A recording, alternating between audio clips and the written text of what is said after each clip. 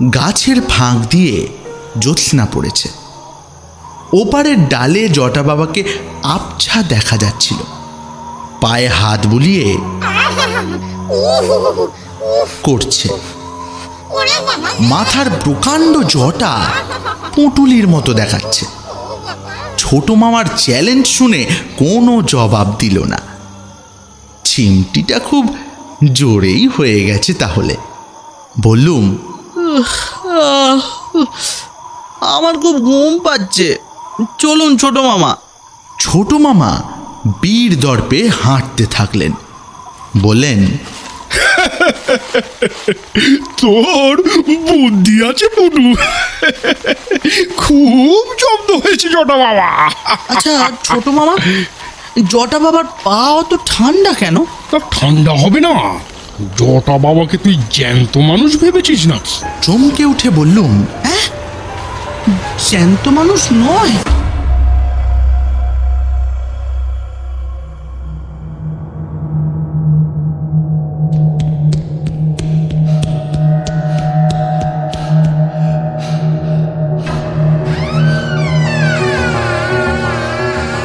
নমস্কার।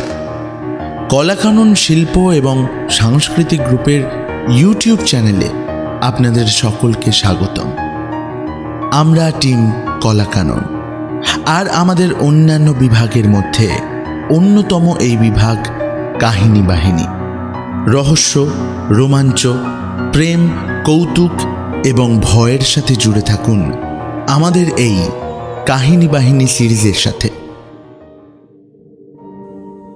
কাহিনী বাহিনীর আজকের নিবেদন প্রখ্যাত লেখক সাহিত্যিক সৈয়দ মুস্তফা সিরাজের লেখা জ্যোৎস্না রাতের আপদ বিপদ। সৈয়দ মুস্তফা সিরাজ, জন্ম 14 অক্টোবর 1930, মৃত্যু 4 সেপ্টেম্বর 2012। 1994 সালে তিনি তার অলিক মানুষ উপন্যাসের জন্যে সাহিত্য একাডেমি পুরস্কার পান, যা তার সবচেয়ে প্রশংসিত কাজ হিসেবে বিবেচিত হয়। তিনি প্রায় 150টি উপন্যাস এবং 300টি ছোট গল্প রচনা করেছেন। গোয়েন্দা চরিত্র কর্নেল নীলাদ্রি সরকারের স্রষ্টা সৈয়দ মুস্তফা সিরাজ। সিরাজের লেখা ভৌতিক গল্পের সংখ্যা প্রচুর। তার লেখা অনেক ভৌতিক কাহিনী প্রাপ্তবয়স্কদের জন্য হলেও মূলত ছোটদের জন্য তিনি লিখে গেছেন তার সিংহভাগ ভৌতিক কাহিনী। প্রসঙ্গত, বাংলার হরর কমেডি ধারার অন্যতম প্রাণপুরুষ তিনিই ছিলেন।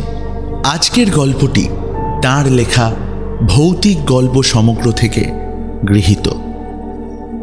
গল্পে পুটু ও বড়কর্তার ভূমিকায় কৌশিক জানা, ছোট মামা, চোর এবং ভূতুর চরিত্রে শুভদীপ বনু, দারোগা এবং জটা বাবার ভূমিকায় সৌম্যদীপ বনু, মরার চরিত্রে দেবরাজ চক্রবর্তী এবং ঘুমন্ত লোকের ভূমিকায় জিৎ ঘোষ।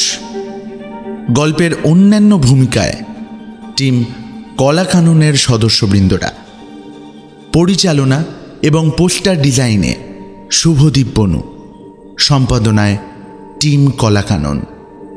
শুরু হচ্ছে আজকের গল্প জ্যোৎস্না রাতের আপদ বিপদ।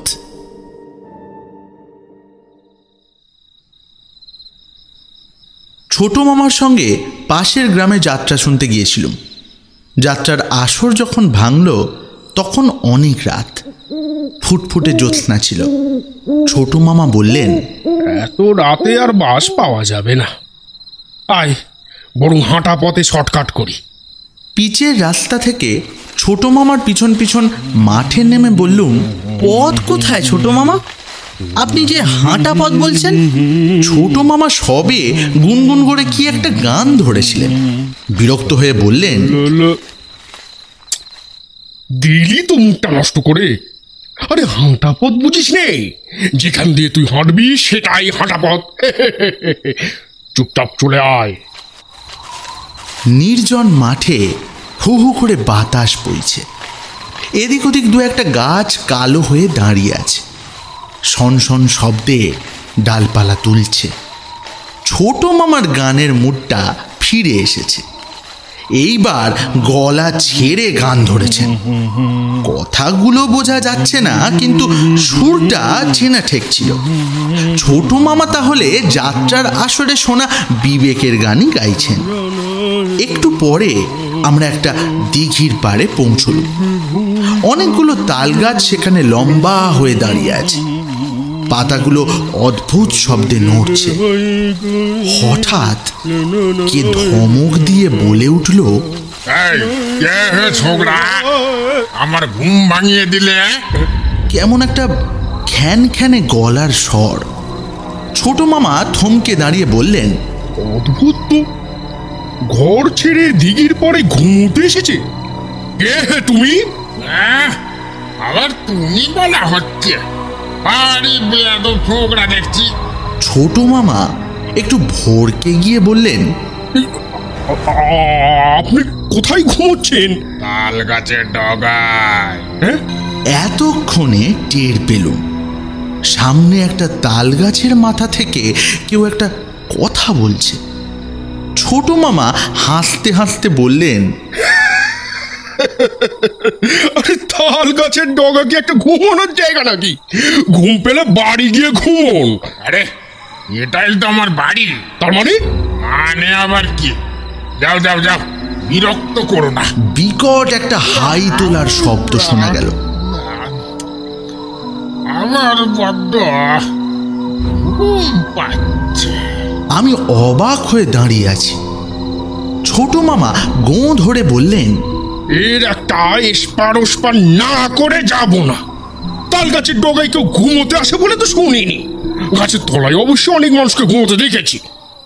এই ও মশাই, মশাই, এই শুনছেন? ও মশাই, জ্বালাতন। শোনো হে ছোকরা, এখনই কেটে না পড়লে বিপদ হবে বলে দিচ্ছি।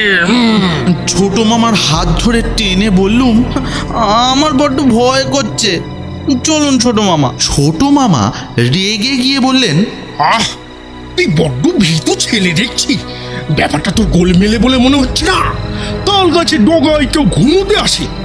লোকটা নিশ্চয়ই চোর, পুলিশের ভয়ে ওখানে লুকিয়ে আছে। এইবার ওপর থেকে হুঙ্কার শোনা গেল। কি বললে? আমি চোর? আমি পুলিশের দারোগা বঙ্কুবিহারী ধারা, আমাকে চোর বলা হচ্ছে? এই রসো রসো, দেখাচ্ছি মজা। তাল গাছের ডগায় পাতাগুলো প্রচন্ড নড়তে লাগলো। এইবার ছোট মামা হন্তদন্ত হাঁটতে থাকলেন। চাপা স্বরে বললেন, দরকার হলে দৌড়তে হবে, রেডি হয়ে থাক। দৌড়ানোর দরকার হলো না। বঙ্কুবিহারী ধারার কোনো সাড়া আর পাওয়া গেল না। কিছুটা চলার পর ছোট মামা বললেন, ব্যাপারটা বড্ড রহস্যজনক, বুঝলি পুটু। আমার ধারণা দারোগা বাবু কোনো চোরকে ধরার জন্য ওখানে লুকিয়ে আছেন। ছোট মামার কথা শেষ হওয়া মাত্র কে চাপা স্বরে বলে উঠল, কোথায় লুকিয়ে আছেন দারোগা বাবু? চমকে উঠে দেখি সামনে একটু তফাতে কেউ সত্য উঠে দাঁড়ালো। জ্যোৎস্নায় চেহারাটা আবছা কালো।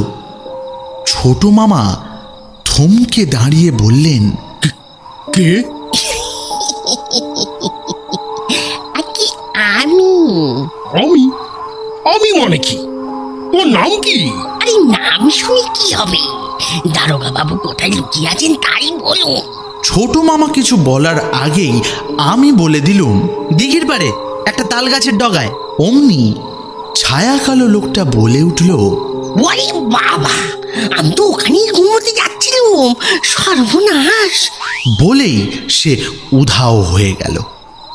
ছোট মামা হেসে ফেললেন, বললেন, এই লোকটাই চোর, বুঝলি তো পুটু। একে ধরার জন্য এই দারোগা বাবু ওৎপেত করে বসে আছেন। কিন্তু উনি তো ঘুমোচ্ছেন বললেন, নিজের বাড়িও বললেন। আরে ধুর বোকা, পুলিশের কথা ওই রকমই। আসল কথাটা বললে চলে, চোর সাবধান হয়ে যাবে না। কিন্তু শেষ পর্যন্ত চোর সাবধান হয়ে গেল তো। ছোট মামা গুম হয়ে বললেন, তাতে আমার কি দোষ? তোর যে এখানে লুকিয়ে আছে জানতুম নাকি? আবার দুজনে হাঁটতে থাকলুম। ছোট মামার গানের মুডটা চলে গেছে মনে হচ্ছিল। চুপচাপ হাঁটছেন আর এদিক ওদিক তাকাচ্ছেন। বরাবর দেখেছি ছোট মামার সঙ্গে রাত বিরেতে বেরোলে বড্ড গোলমেলে কাণ্ড হয়। আমার গা ছমছম করছিল। ছোট মামাকে এদিক ওদিক তাকাতে এবং কখনো হঠাৎ দাঁড়িয়ে গিয়ে কান ধরে কিছু শুনতে দেখছিল। তারপর বললেন, শোন ফুটু, কথাটা মনে আছে তো? দরকার হলে দৌড়ানোর জন্য রেডি থাকতে হবে। ভয়ে ভয়ে বললুম, আবার দৌড়তে হবে কেন ছোট মামা? কিছু বলা যায় না। সামনে কালো মতো যে গাছটা দেখছিস, ওটা জটা বাবার থান। একবার এমনি রাত্রিরে জটা বাবার পাল্লায় পড়েছিল। ওফ, সে এক সাংঘাতিক কাণ্ড। আরও ভয় পেয়ে বললুম, হ্যাঁ, তাহলে তাহলে ওখান দিয়ে যাওয়া ঠিক হবে না ছোট মামা। ছোট মামা পা বাড়িয়ে দিলেন, বললেন, আরে আয় না দেখি কি হয়। সেবার আমি একা ছিলুম, এবার দুজনে আছি। জটা বাবা আমাদের ঘাঁটাতে সাহস পাবে না। আয় আয়। জটা বাবা? জটা বাবা কে ছোট মামা? আরে একটা বুড়ো মতো লোক, মাথায় প্রচুর জটা। সে ওখানে কি করে? বললুম না, ওখানেও থান আছে। দিনের বেলা লোকেরা এসে ওখানে মানত করে, ঢাকঢোল বাজিয়ে জটা বাবার পুজোও দেয়। তবে দিনের বেলা জটা বাবা কাউকেও দেখা দেয় না। ও, তাহলে দিনের বেলা জটা বাবা থাকে কোথায়? ছোট মামা বিরক্ত হয়ে বললেন, আহ, চুপচাপ আয় তো। জটা বাবা শুনতে পেলে কেলেঙ্কারি। গাছটা প্রকাণ্ড, তলায় ঘন ছায়া। বাতাসে ডালপালা কেমন অদ্ভুত শব্দ করছিল। ছোট মামা আবার একটুখানি দাঁড়িয়ে গাছটাকে দেখে নিলেন। তারপর ফিসফিস করে বললেন, রেডি, স্টেডি, গো। ছোট মামার পিছন পিছন গাছটার তলায় যেই গেছি, আমার মাথায় কি একটা ঠেকলো। চমকে উঠে হাত তুলে দেখি একটা পা। বারণ ভুলে চেঁচিয়ে উঠলুম, ছোট মামা, ছোট মামা! চেঁচাচ্ছিস কেন? বলুন না, চুপচাপ চলে আয়। আরে আরে একটা পা, বড্ড ঠান্ডা। ছোট মামা, আরে চলে আয় না হতভাগা। আমাকে আমাকে যেতে দিচ্ছে না যে। উফ, কাঁদো কাঁদো হয়ে বললুম। বরফের মতো ঠান্ডা একটা পা আমার গলা আঁকড়ে ধরে আছে। দুহাতে ছাড়ানোর চেষ্টা করছিলাম, দম আটকে যাচ্ছিল আমার। ছোট মামা কাছে এসেই বললেন, কই কোথায় পা, কোথায়? এই দেখো দেখো, আমার আমার গলায়। ছোট মামা সেই ঠান্ডা ঝুলন্ত পা ধরে টানাটানি শুরু করলেন। ছাড়ো ছাড়ো, ওকে ছাড়ো না, বাচ্চা ছেলে। কি আর কি হচ্ছে মশাই? হঠাৎ আমার মাথায় একটা বুদ্ধি খেলে গেল। খুব জোরে পায়ে একটা চিমটি কেটে দিল। অমনি পাটা গলা থেকে সরে গেল আর কে ওপর থেকে আর্তনাদ করে উঠল।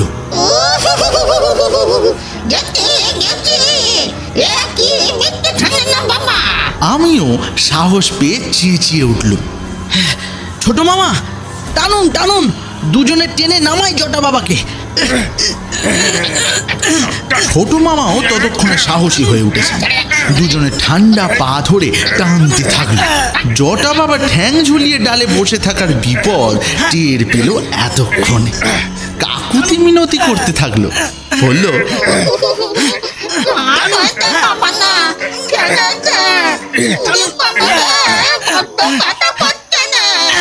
ছোট মামা পা ছেড়ে দিলেন, আমিও ছেড়ে দিলুম।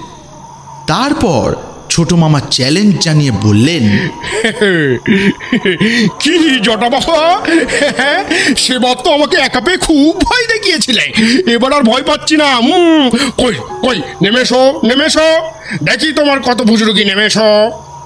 গাছের ফাঁক দিয়ে জ্যোৎস্না পড়েছে। ওপারের ডালে জটা বাবাকে আবছা দেখা যাচ্ছিল। পায়ে হাত বুলিয়ে করছে। মাথার প্রকাণ্ড জটা পুঁটুলির মতো দেখাচ্ছে। ছোট মামার চ্যালেঞ্জ শুনে কোনো জবাব দিল না। চিমটিটা খুব জোরেই হয়ে গেছে তাহলে। বললুম, আমার খুব ঘুম পাচ্ছে, চলুন ছোট মামা। ছোট মামা বীর দর্পে হাঁটতে থাকলেন। বললেন, তোর বুদ্ধি আছে পুটু, খুব জব্দ হয়েছে জটা বাবা। আচ্ছা ছোট মামা, জটা বাবার পা অত ঠান্ডা কেন? তা ঠান্ডা হবে না? জটা বাবাকে তুই জ্যান্ত মানুষ ভেবেছিস নাকি? চমকে উঠে বললুম, হ্যাঁ, জ্যান্ত মানুষ নয়, তাহলে কি? ছোট মামা চাপা স্বরে বললেন, বাড়ি ফিরে বলবো খন, রাত বিরেতে নিরিবিলি জায়গায় ওসব কথা বলতে নেই। এইবার ছোট মামার মনে সাহস জেগেছে, তাই যাত্রা দলের বিবেকের সেই গানটা গাইতে শুরু করলেন। কিছুটা চলার পর হঠাৎ গান থামিয়ে বললেন, ভুল হয়ে গেছে বুঝলি পুটু। কি ভুল ছোট মামা? ডান দিকে আঙুল তুলে ছোট মামা বললেন, ভুল করে কঙ্কালীতলা ঝিলের ধারে এসে পড়েছি। এখানে কোথায় একটা শ্মশান আছে যেন। বড্ড বিপদে পড়া গেল দেখছি। একটু ভেবে নিয়ে ঝিলের ধারে ধারে হাঁটতে শুরু করলেন। ঝিলের জল জ্যোৎস্নায় ঝিকমিক করছে। ঝোপঝাড়ের ভেতর দিয়ে কিছুটা চলার পর কারা কথা বলছে শোনা গেল। ছোট মামা বললেন, মনে হচ্ছে জেলেরা ঝিলে মাছ ধরতে এসেছে। আয় আয় আয় তো, ওদের কাছে রাস্তাটা জেনে নি, আয়। ঝোপঝাড়ের পর একটা ফাঁকা জায়গা, সেখানে একটা ঝুপসি কালো গাছ, তার তলায় কারা বসে চাপা স্বরে কথাবার্তা বলছে। কিন্তু যেই আমরা সেখানে গেছি, লোকগুলো বলে চেঁচামেচি করে দৌড়ে উধাও হয়ে গেল। ছোট মামা বললেন, যা যা বাবা, আমাদের দেখে ওরা ভয় পেয়ে গেল কেন? আমরা মানুষ না ভূত?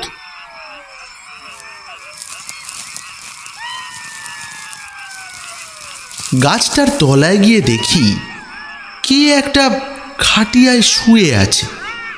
ছোট মামা চাপা স্বরে বললেন, সর্বনাশ, এইখানেই তো তাহলে কঙ্কালীতলা শ্মশান। ওরা একটা মরা পোড়াতে এসেছিল। মরাটা দেখে গা ছমছম করছিল। গলা পর্যন্ত চাদরে ঢাকা, মুখটা একপাশে কাত হয়ে আছে, জ্যোৎস্নায় স্পষ্ট দেখা যাচ্ছে। ছোট মামা এদিক ওদিক তাকিয়ে দেখে পা বাড়িয়েছেন, সেই সময় খাটিয়া থেকে মরাটা বলে উঠল, চিতা সাজানো হয়েছে। ওরে বাবা, এই যে দেখছি জ্যান্ত মরা। এই পালিয়ে পুরো। মরাটা তড়াক করে উঠে বসলো, বলল, এই, পালিয়ে যাবেন না, পালিয়ে যাবেন না, একা থাকতে আমার বড্ড ভয় করবে। বলে ছোট মামা দৌড়তে শুরু করলেন। আমি ভ্যাবা চাকা খেয়ে ছোট মামার পিছন পিছন দৌড়তে থাকি। কিন্তু বড্ড বিচ্ছিরি ঝোপঝাড়, কোথাও চষা ক্ষেতের মাটি গাদা হয়ে আছে, তার উপর দৌড়ানো কঠিন। বারদিনে আছাড় খেলুম। ছোট মামা একবার থেমে পিছন ফিরে তাকিয়ে বললেন, সর্বনাশ, মরাটা ছুটে আসছে যে। মরাটার আর্তনাদ শুনতে পেলুম। ও দাদা, ও দাদা, আমাকে ফেলে যাবেন না। আবার আমাদের দৌড়ানো শুরু হলো। এইবার এসে পৌঁছালুম গাছপালা ঘেরা একটা বাড়ির কাছে। ছোট মামা বললেন, আবার ভুল হয়ে গেছে রে পুটু, অন্য একটা গ্রামে এসেছি বলে মনে হচ্ছে। আয় তো, আয় এদের ডাকি আয়। কেউ আছেন? বাড়িতে কেউ আছেন? শুনুন না, কেউ আছেন? কিছুক্ষণ ডাকাডাকির পর দরজা খুলে কে একজন বলল, কাকে চাই? দেখুন, আমরা বড্ড বিপদে পড়েছি, তাই। বিপদটা কি আগে শুনি। কঙ্কালীতলা শ্মশানে একটা মরা ছিল, হঠাৎ সে থাকারই কথা, আমাদের ছোট কর্তার মোড়া। তা এখনো চিতাই ওঠেনি বুঝি? আরে আমাদের ফলো করে আসছিলেন ভদ্রলোক, বলছিলেন শ্মশানে নাকি ওরা একা থাকতে বড্ড ভয় করবে। মূলচ্ছাই, আমাদের লোকগুলো কোথায় গেল? তারা ছিল না? ছিল তো, হঠাৎ ওখানে আমাদের দেখে কেন যে ওরা ভয়ে পালিয়ে গেল। লোকটা খিকখিক করে হেসে বলল, তা ভয় পাওয়ারই কথা, রাত বিরেতে সবাইকেই চেনা কঠিন। এই তো আপনাদের দেখে আমিও দিব্যি ভয় পাচ্ছি। ছোট মামা জোরে হাত নেড়ে বললেন, আরে আমরা মানুষ মানুষ, আমাদের ভয় পাবেন কেন? কিছু বলা যায় না মশাই, দিনকাল যা পড়েছি, কে জানে কে কোন রূপ ধরে ঘোরে। ছোট মামা তার দিকে এক পা এগিয়ে বললেন, আপনি আমার গায়ে হাত দিয়ে দেখুন, দেখুন আমরা মানুষ। এই ছেলেটা আমার ভাগ্নে, আমি ওর মামা। আমরা যাত্রা থেকে বাড়ি ফিরছিলাম, রাস্তা ভুল করে এই অবস্থা। এই নিন নিন, আমার হাতটা ঠান্ডা না গরম দেখুন। আমরা ভূত হলে হাতটা বরফের মতো ঠান্ডা হবে, দেখুন দেখুন না। ছোট মামা হাত বাড়িয়ে আর এক পা এগোতেই লোকটা চেঁচিয়ে উঠল, হাসারান হাসারান! ওরে বাবা, হাত বাড়িয়ে ঘাটটি মুটকে দেবার মতলব। বড় কর্তা, ও বড় কর্তা, একবার আসুন তো। হেঁড়ে গলায় বাড়ির ভেতর থেকে কেউ বলল, ভূতু, আয় ভূতু, বলি কি হলো রে তোর? কারা এসে গন্ডগোল বাঁধাচ্ছে? তা দরজা বন্ধ করে দে। আমাদের মুখের ওপর দরজা বন্ধ হয়ে গেল। ছোট মামা বললেন, কোনো মানে হয়? চলুন তো ছোট মামা, অন্য কোনো বাড়ির লোক ডেকে জিজ্ঞেস করে নি। দুজনে হাঁটতে থাকলুম। আশেপাশের আর কোনো বাড়ি নেই। ঝোপ জঙ্গলে উঁচু নিচু সব গাছ বাতাসে দুলছে। একটু পরে আর একটা বাড়ি দেখতে পেলুম। ও মশাই, শুনছেন? একটু বাইরে আসুন না। ও মশাই! ছোট মামার ডাকাডাকিতে বাড়ির ভেতর থেকে কে ঘুম জড়ানো গলায় সাড়া দিল,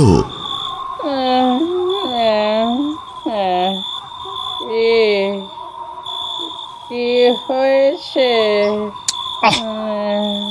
দয়া করে একটু বাইরে আসবেন।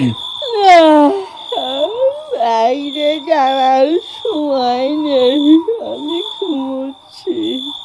ছোট মামা বিরক্ত হয়ে বললেন, কোথায় ঘুমোচ্ছেন? এই তো দিব্যি কথা বলছেন।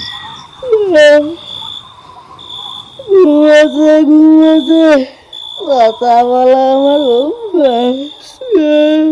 কি অদ্ভুত। আচ্ছা ঠিক আছে, ঘুমোতে ঘুমোতেই বলুন, আমরা কনকপুর যাবো কোন রাস্তায়? কনকপুর? সে আবার কোথায়? কনকপুর চেনেন না? বাস রাস্তার ধারে অত বড় গ্রাম। বাস রাস্তার ধারে তো কত বড় বড় গ্রাম আছে। ছোট মামা হতাশ ভঙ্গিতে বললেন, ভারী বিপদে পড়ে গেল দেখছি। আচ্ছা, এ গ্রামের নামটা কি? জবাব এলো তেমনি ঘুম জড়ানো গলায়,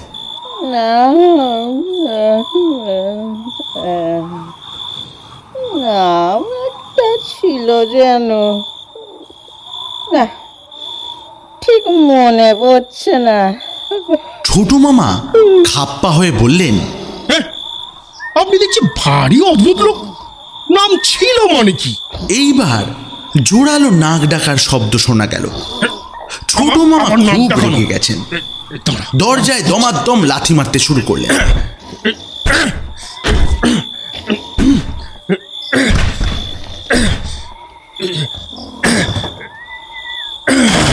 কপাট ভেঙে পড়ল মর মর করে।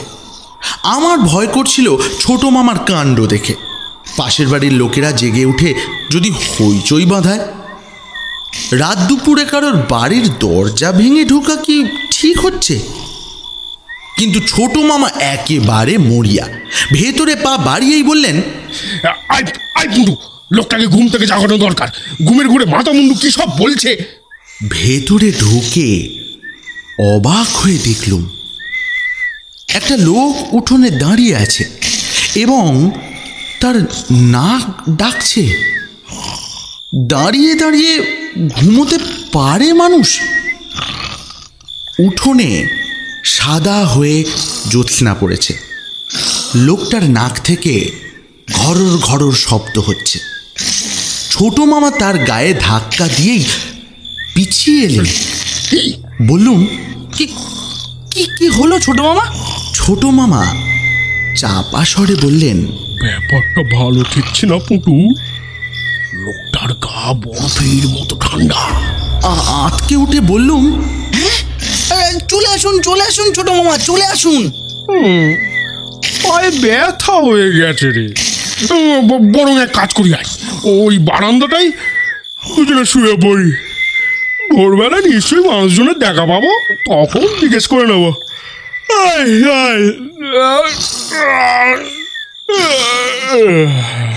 উঠোনে দাঁড়িয়ে আছে একজন ঘুমন্ত লোক, যার গা নাকি বরফের মতো ঠান্ডা, এবং এই বাড়িটাও তার। এখানে ঘুমোনো কি ঠিক হবে?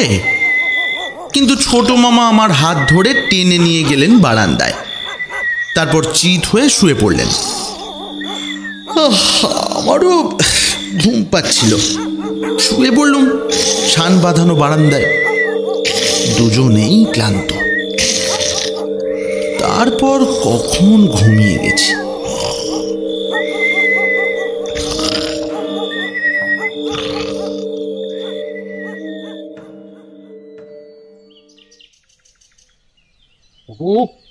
এই পুটু, এই পুঁটে ওঠ না। আরে সকাল হয়ে গেছে। ঘুম ভাঙল ছোট মামার ডাকাডাকিতে। চোখ খুলে উঠে বসলুম।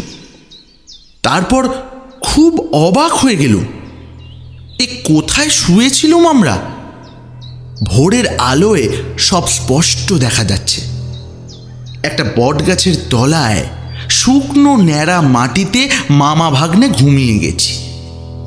কোথাও ঘর বাড়ির চিহ্ন নেই, শুধু জঙ্গল। ছোট মামা বললেন, আরে হাঁ করে কি দেখছিস? রাত বিরেতে বেরোলে একটু আধটু গন্ডগোল হয়েই থাকে। নে নে চল চল, বাড়ি ফিরি চল। হাঁটতে হাঁটতে বললুম, বলছি এইবার রাস্তা চিনতে পারবেন তো ছোট মামা? ছোট মামা করুণ হেসে উত্তর দিলেন, দিনের বেলার ভুল হবে না। আমরা কোথায় চলে এসেছিলাম জানিস? কঙ্কালীতলার জঙ্গলে। প্রবলেম হলো রাত বিরেতে কিছুই চেনা যায় না। চেনা জায়গাও কেমন অচেনা হয়ে যায়। শেষ হলো আজকের গল্প, জ্যোৎস্না রাতের আপদ বিপদ। গল্পটি কেমন লাগলো আমাদের জানাতে ভুলবেন না ইউটিউব কমেন্ট বক্সে। ভালো লাগলে গল্পটিকে লাইক করবেন এবং চ্যানেলটিকে অবশ্যই সাবস্ক্রাইব করবেন, আর বেল আইকনটি ক্লিক করতে ভুলবেন না। এছাড়াও আমাদের সঙ্গে জুড়ে থাকতে আমাদের ফেসবুক পেজে ফলো করতে পারেন। লিংক ডেসক্রিপশন বক্সে দেওয়া আছে। খুব তাড়াতাড়ি উপস্থিত হব আরও একটি গল্প নিয়ে। সবাই ভালো থাকবেন, সুস্থ থাকবেন। আমাদের পাশে থাকার জন্য অসংখ্য ধন্যবাদ।